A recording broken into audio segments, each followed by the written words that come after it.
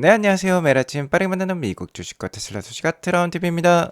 오늘 간밤에 FOMC 회의가 있었죠. 다소 매파적인 모습을 보여주었는데 그럼에도 불구하고 테슬라는 2%대 가까운 상승을 보여주었어요.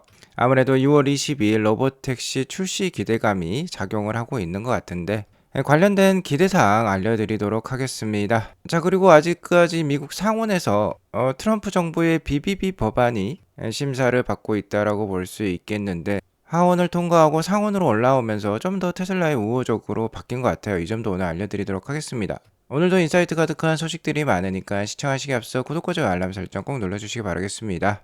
자, 미국장 현황부터 간략히 살펴보고 가도록 하겠습니다. 미국장 초반에 좋은 모습 보여주었었어요. 다만 장 막판 들어서면서 어느 정도 좀 하락하는 모습이 나왔었습니다. 장 중반에 FOMC 회의 결과가 있었죠. 아무래도 다소 매파적이었기 때문에 이러한 금일 장중 변동성을 보여준 것 같습니다. 가뜩이나 이스라엘과 이란 간의 전쟁이 확산될 것 같다라는 우려가 들고 있는 상황인데요. 그러면서 최근 유가가 이렇게 급등하는 모습을 보여주었는데 다소 매파적인 FOMC 회의 결과는 좀 실망스럽다라고도 볼 수 있겠습니다.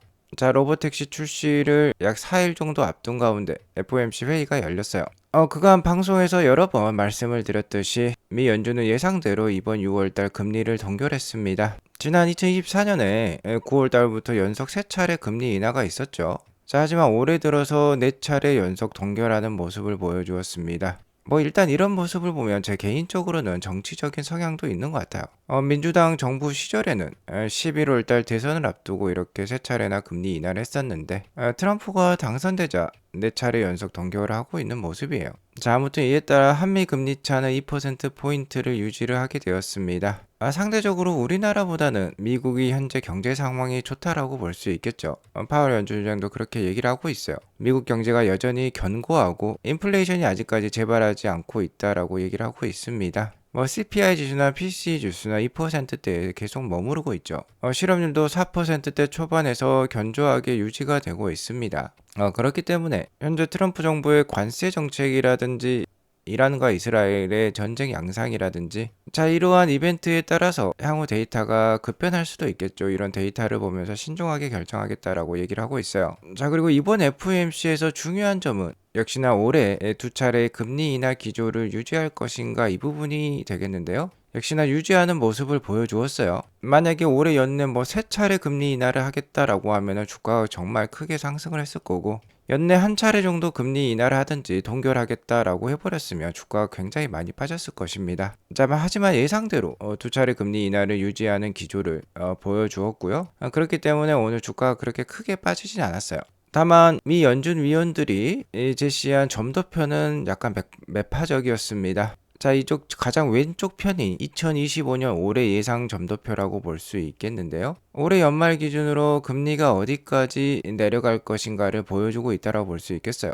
현재 가장 많은 점이 찍힌 구간이 바로 3.9% 구간입니다. 현재 미국의 기준금리가 4.5% 정도이기 때문에 약 2차례 정도 인하를 하면 3.9%까지 수렴한다라고 볼 수 있겠죠.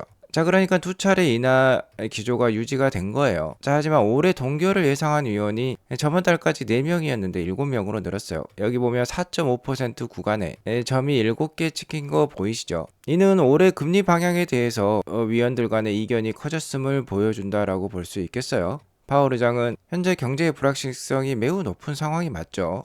누구도 금리 경로에 대해서 확신을 갖고 있는 것이 아니다라고 부연 설명을 해주었습니다. 자, 이런 불확실성이 있기 때문에 파월 연준장도 고심이 많았을 것 같습니다. 일단 연준이 예상하고 있는 미국 경제는 스태그플레이션 우려가 있다라는 점이 되겠어요. 일단 소비자 물가 상승률을 연말에 2.7% 수준으로 예상을 했다가 이것을 3% 수준으로 이번 달에 올렸고요. 미국 경제 성장률 전망치 역시 기존 1.7%에서 1.4%로 하향을 시켰습니다. 물가는 올라오고 성장률은 떨어지는 게 바로 스태그플레이션이라고 볼 수 있겠는데 아무래도 성장률이 떨어지는 부분을 우려한 나머지 물가는 올라가더라도 고용 상황 같은 것은 지켜야 되기 때문에 올해 기준금리 2회 인하 예측을 유지한다라고 밝히고 있네요.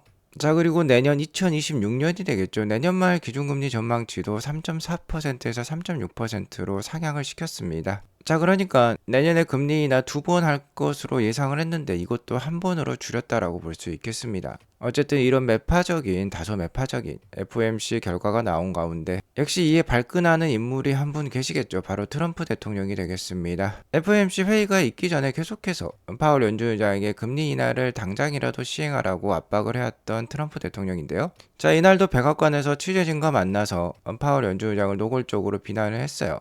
기준금리를 무려 2%포인트나 낮춰야 한다라고 주장을 하고 있습니다. 어쨌든 지속적으로 이렇게 주장을 하기 위해서는 안정된 물가와 괜찮은 경제 지표를 계속해서 만들어내야 될 거예요. 이런 점을 고려했을 때 트럼프 대통령의 급진적인 관세 정책도 충분히 여러 국가들과 조율이 가능할 수도 있다라는 점을 우리가 느껴볼 수 있습니다. 자, 아무튼 그럼에도 불구하고 미 연준의 올해 2차례 금리 인하 기조가 유지가 되면서 나스닥은 소폭 상승하는 모습으로 마감을 했고요. 올해 첫 금리 인하는 9월달로 유지가 되고 있습니다. 연내 인하 확률이 64%에서 오늘 2%포인트 소폭 상승을 보여주었어요. 9월달에 한 차례 인하를 하면 12월달에 한 차례 더 인하하는 모습이 예상이 되고 있습니다. 투자에 참고하시기 바라겠고요. 다소 매파적인 FOMC 회의가 나왔지만 테슬라는 오늘 1.8% 상승하면서 322불대로 마감을 했습니다. 자, 하지만 금일장이 아니라 어거제장에는 3.8% 정도 하락을 하는 모습을 보여주었었는데요. 많은 분들이 얘기하길 추가적인 이유가 있었어요. 테슬라의 본부라고 볼 수 있는 기가 텍사스에서 사이버트럭과 모델 Y 생산 라인을 일주일 정도 일시 중단하기로 했습니다. 6월 30일부터 일주일 동안 쉰다라고 해요. 자, 하지만 이는 메인터넌스 기간이라고 볼 수 있겠죠. 쉬더라도 일을 하지 않는 것이 아닙니다. 기존의 생산 라인을 유지 보수하는 작업에 들어간다라고 볼 수 있겠고, 이러면 생산이 더 효율적으로 바뀔 수 있겠죠. 자, 무엇보다도 지금 기가 텍사스는 신제품의 보고라고 볼 수 있습니다. 이 기가 텍사스에서 저가형 차량이라든지 사이버캡이 생산될 예정인데 새로운 차량의 생산 준비를 동일 기간에 할 수도 있을 것 같아요. 최근 소문에 따르면 6월 말에 저가형 차량이 생산에 돌입할 수 있다라는 얘기도 있었죠. 어쨌든 3.88% 빠지자마자 매파적인 연준의 발언이 있었음에도 불구하고 오늘 1.8% 상승한 이유는 역시나 로보택시 출시가 4일 앞으로 다가왔기 때문이라고 볼 수 있겠습니다. 자, 아직까지는 테슬라의 생산량이 빠지거나 올라가거나 저가형 차량이 출시하거나 출시를 좀 연기하거나 이전보다는 로보택시가 중요한 시기라고 볼 수 있겠죠. 6월 말은 로보택시 출시가 가장 중요합니다. 현재 계속해서 로보택시는 기가 텍사스 근처에서, 그러니까 오스틴에서 계속해서 이렇게 테스트가 되고 있어요. 지금 운전석에 사람이 앉아있지 않죠. 자, 정말 이제 4일밖에 남지 않았습니다. 6월 20일이 2일이 되면 로보택시를 만나볼 수 있겠는데요. 이러한 상황 속에서 테슬라의 로보택시 사업이 훨씬 더 독점성을 가질 수 있다라는 예상이 드는 BBB 수정 액트 법안이 나왔어요. 이 BBB 법안에 보면 민주당이 시행했던 인플레이션 감축법에 포함된 모든 친환경 기업 보조금을 영구적으로 또는 단계적으로 폐지하겠다라는 부분이 있는데, 이는 전기차에도 해당한다라고 볼 수 있겠죠. 이미 이 BBB 액트 법안은 하원을 통과를 했습니다. 지금 상원에 이제 제출되었다라고 볼 수 있겠는데, 이 법안 때문에 일론 머스크와 트럼프가 격렬하게 대립을 하기도 했었죠. 지금 화해를 한 상태인데요. 아무래도 트럼프가 일론 머스크의 의견을 듣고 좀 수정을 한 것 같습니다. 하원에서 통과되었던 법안에는 테슬라의 경쟁사라고 볼 수 있는 리비안과 GM 등 이러한 기업들에 대해서 2026년까지는 7,500불의 EV 보조금을 유지하겠다라고 나와 있어요. 즉 아직 전기차를 많이 생산해내지 못하고 있는 기업들에게 특혜를 주고 있다라고 볼 수 있겠는데, 자, 이 조항을 아예 삭제를 해버렸습니다. 경쟁사에게 불리하게 된 거는 테슬라에게 유리하다라고 볼 수 있겠죠. 아무래도 테슬라가 이러한 회사들보다 더 싸게 그리고 더욱더 품질이 좋은 전기차를 만들어낼 수 있기 때문에 경쟁사에 대한 보조금 폐지는 테슬라에게 유리하게 작용할 수 있고요. 전기차 연간 등록비도 없어진다라고 해요. 하원안에 비해서 상원안이 테슬라 입장에선 좋아졌다라고 볼 수 있겠습니다. 자, 그리고 EV 보조금이 전 회사에게 있어서 폐지가 된다라는 것, 이제 평등한 환경에서 제대로 된 경쟁을 할 수 있다라는 점이 되겠는데요. 자, 이제 시계의 추는 이 전기차가 아니라 자율주행으로 넘어왔어요. 이제 바로 나흘 뒤면 로보택시 런칭이 시작이 되는데요. 자, 이러한 시점에서 전기차 보조금이 폐지가 되고 있습니다. 이제는 전기차를 얼마나 싸게 잘 만드느냐가 중요한 게 아니라요. 로보택시를 만들어낼 수 있느냐, 완전 자율주행을 달성할 수 있느냐가 중요한 요소가 되겠습니다. 자, 이러한 시점에서 모든 제조사에 대한 전기차 보조금 폐지는요, 후발주자들의 추격을 원천 봉쇄하는 전략이라고도 볼 수 있겠어요. 실제로 전기차는 로보택시를 구현하기 위한 하나의 하드웨어에 불과합니다. 수단에 불과하다라는 거죠. 그리고 테슬라는 이러한 전기차 폼팩터를 굉장히 많이 만들어낼 수 있는 그러한 제조 역량까지 갖추고 있습니다. 그렇기 때문에 이번에 수정되어서 올라온 상원 BBB 법안은요, 테슬라 독점 법안으로 봐도 무방하다라고 볼 수 있겠어요. 이제 많은 사람들은 6월 28일부터 깨닫게 될 것입니다. 공장에서 출하된 테슬라의 모델 Y가 미국 전역으로 자율주행을 통해서 배달이 되는 것을 목격하게 되면은 이제 정말 로보택시와 자율주행이 성큼 눈앞에 다가왔구나라는 것을 여실히 깨닫게 될 거예요.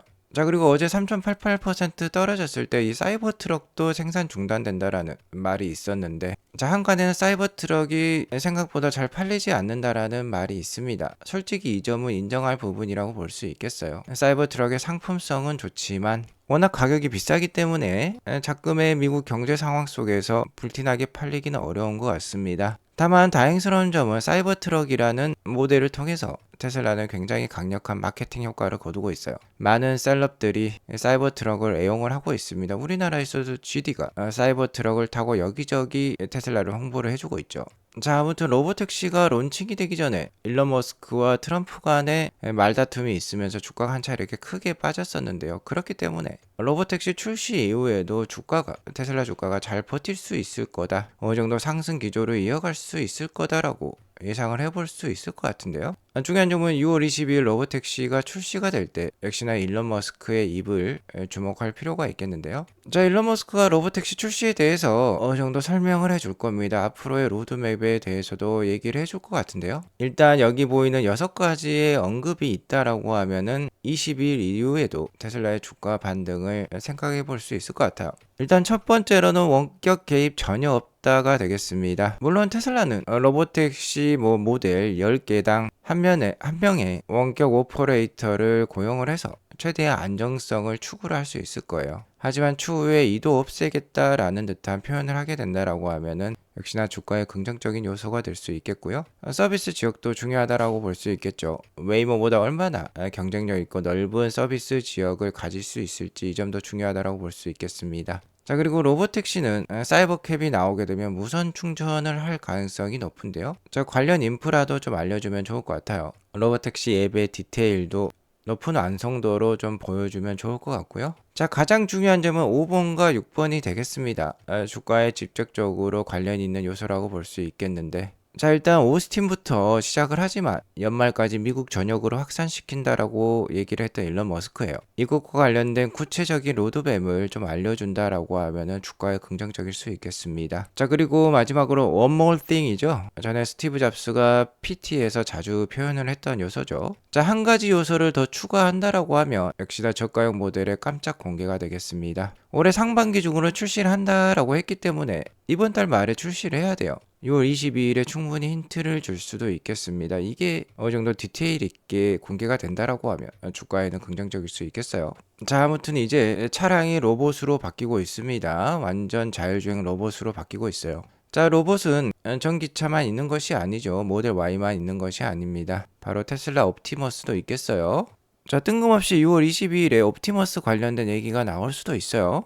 로보택시는 이동의 자유를 주지만 옵티머스는 노동의 자유를 줄 수 있습니다. 나이가 많으신 우리의 부모님들을 케어를 할 수가 있어요. 옵티머스가 연로하신 부모님 곁에서 이것저것 도와줄 수 있다라고 하면 굉장히 안심이 될 것 같은데, 옵티머스가 스스로도 충분히 고령자의 케어가 가능하다라고까지 밝히고 있습니다. 자, 관련해서 일론 머스크는 옵티머스의 다음 디자인에는 더 많은 개선 사항이 있다라고 밝히고 있습니다. 현재 옵티머스 2세대 버전은 날로 발전하면서 춤도 잘 추는 모습까지 보여주고 있는데, 연말이 되면 이 3세대 버전이 나오면서 테슬라 공장에 배치가 될 수 있어요. 아크 인베스트먼트의 올해 목표가는 1000불입니다. 아크 인베스트먼트는 작년까지 테슬라 주가를 가장 정확하게 맞춰왔어요. 많은 다른 애널리스트들도 테슬라의 목표가를 400불대 초반까지 제시를 하고 있는데요. 로보택시의 미국 내 확산과 옵티머스 1000대 정도가 연말에 기가 텍사스부터 배치가 된다라고 하면 1000불까지는 아니더라도 400불은 충분히 연말에 넘길 수 있을 것으로 예상이 듭니다. 계속해서 아트라운 TV 함께 하시면서 테슬라의 멋진 행보를 함께 하시기 바라겠습니다. 오늘 이것으로 방송을 마치겠고요. 오늘 방송이 도움이 되었으면 구독과 좋아요, 알람 설정 꼭 눌러주시기 바라겠습니다. 행복한 하루 보내시기 바라겠습니다. 감사합니다.